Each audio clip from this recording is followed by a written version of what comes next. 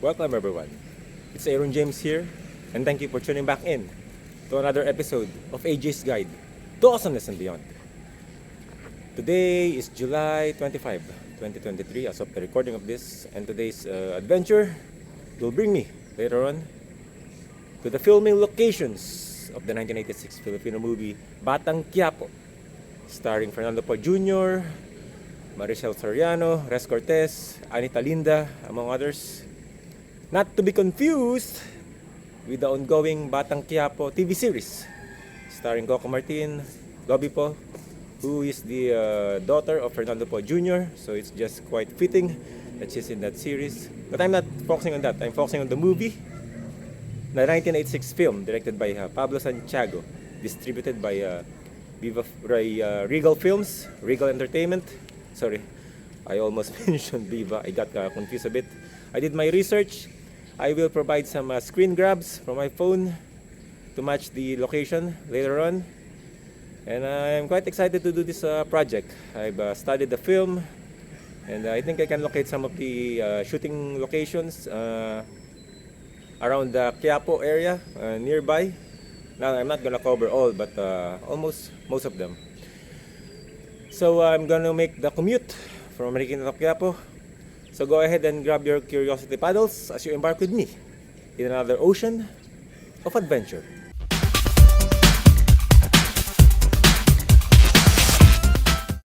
And I finally made it to Carriedo Station, where the Quiapo Church is located.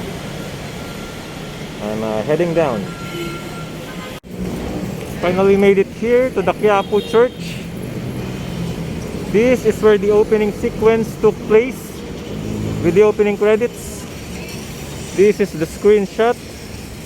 You can see Regal Films. This is where the opening sequence took place. It's quite a bit dark when I show the screen grab from my phone. Not sure if you can see it, but I'm just gonna put an inset later on. So it's pretty much the same. I'll just use this screen grab as my guide. Later I'll put an inset. So basically same angle. You can see the statues. Back then it was just in white, but now it's already in color. It's already painted. And also in the screen grab you can see some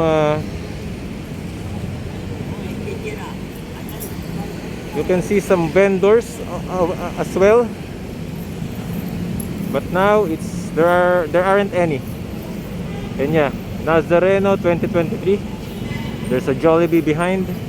I think that as of now it's already 9:05 in the morning. There's a religious event, probably a mass. So quite a majestic view to behold.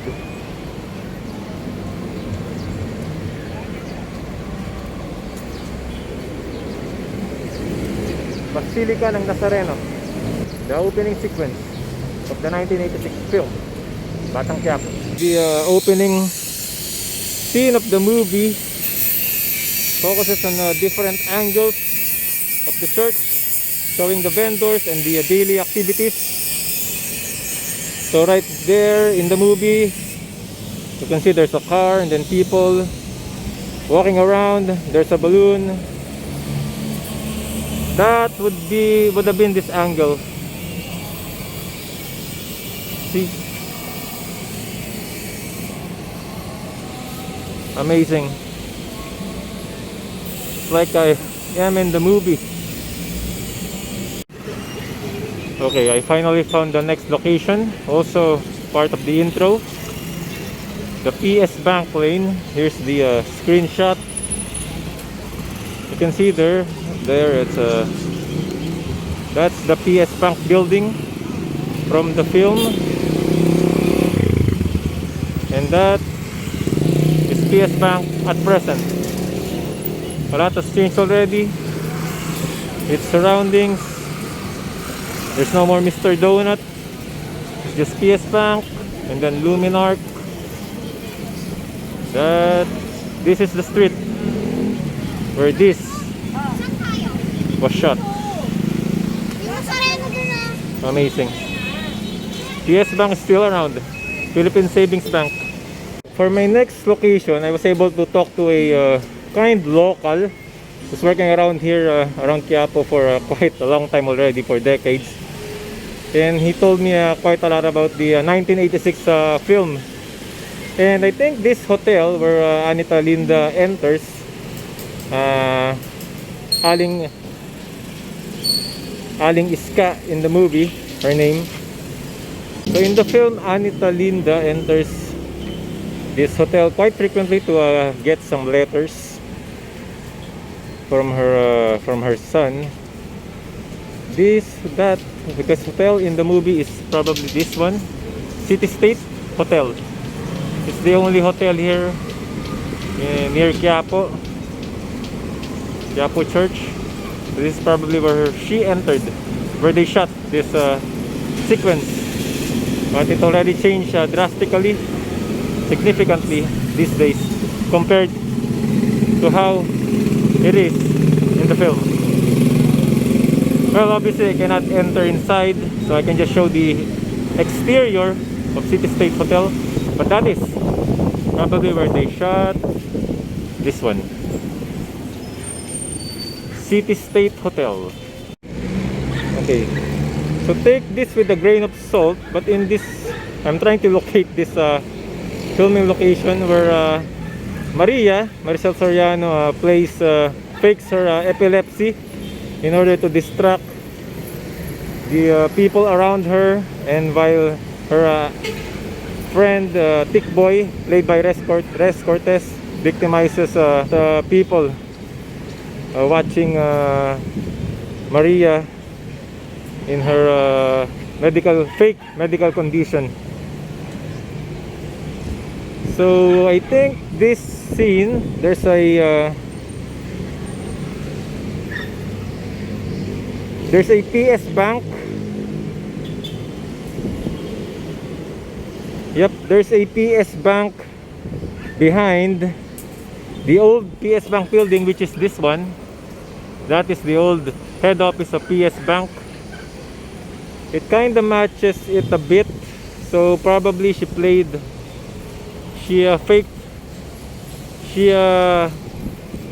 did her scandal. I mean, I'm talking about in the film where she fakes her epilepsy in order to distract the people around her, while Res Cortez, who is Tick Boy, pickpockets. This is probably that area in the movie. Not quite sure, take it with a grain of salt, but logically that's the old PS Bank main office building, and it is clearly seen behind the in the film where that event takes place, where that scene takes place. So here I went behind the building. There you see it. You cannot see the word Philippine completely. It's being blocked off by this building. But there it is, Philippine Savings Bank, the old building of the main office. Now on to the next location. In the film, after Maricel Soriano, Maria, and Tick Boy, Res Cortez, escapes from the crowd as the cops approaches them. I mean, because Maria creates a scene, so the cops, before they could approach them, they ran off and headed towards this area. So as you can see in the film, there's the background, the LRT, and then there they are behind the steel railings talking about dividing the wallet. I mean, the amount of money that Tick Boy took from his victims. It's quite a funny scene. And as they do, so the establishing shot is the LRT behind. That would be the LRT. There's no train passing by now. In the film, the words Piatti University is not written yet. And then the steel railings are already gone. Now I can no longer access, I can no longer go to the exact location because it's already a private property by city university, so I can just access it from here. But there is the scene. Oh, there's the train. There's the LRT train.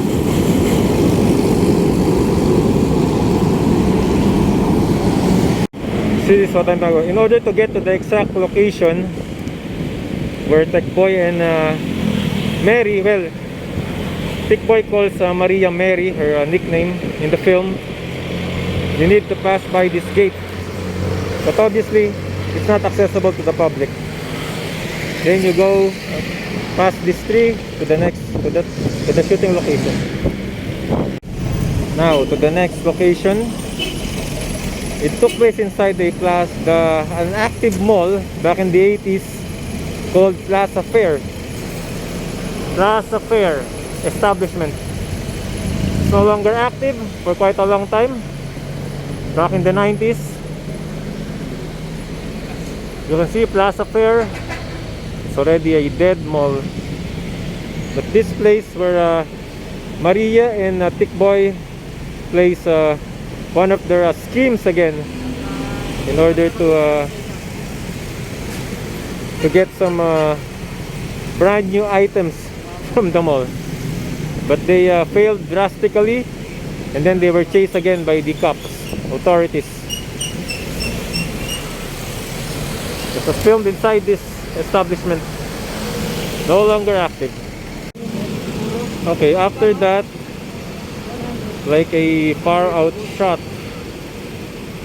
of the chase scene was shown in the movie, and from the film this scene is probably this part. It's quite to reach an aerial view, but it has changed significantly already compared to the 1986 and right now 2023. There's still no SM, and all the shops are already gone. The Seiko jewelry shop behind.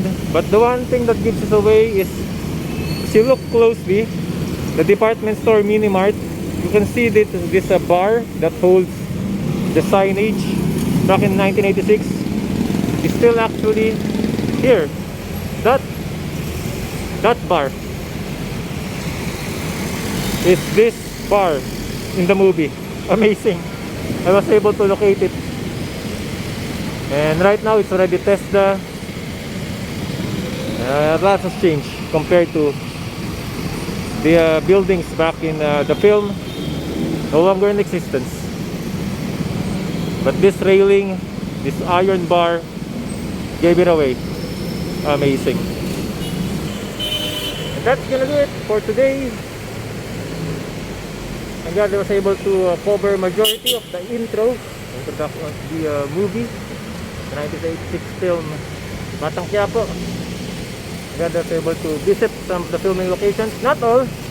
It was tough to locate some of the scenes, like where Baldo and Mary and Tikboy first interacted, their meeting place. I was just able to locate that because it was hard to match the landscape already and the architecture of the buildings, and there are plenty of vendors around the area, around everywhere. So it's hard to determine the pillars, etc., that would match my screen grab. And also the bridge where Maria and Baldo walked at night, where Baldo talked some sense into Maria to stop fooling people and pickpocketing for a living. I was able to locate that. Other areas, according to the local that I talked to, was dangerous for me to go to because of the condition of the people there. I mean the living condition of people there. So I did not push through with that. But I'm glad I was able to do all of the stuff that I planned to do this morning safely. So I'm now headed home. And if you like this particular video, please give it a big thumbs up. And please don't forget to subscribe to the channel as well. And please ring the notification bell And I'll see you again in the next episode, another time, another place.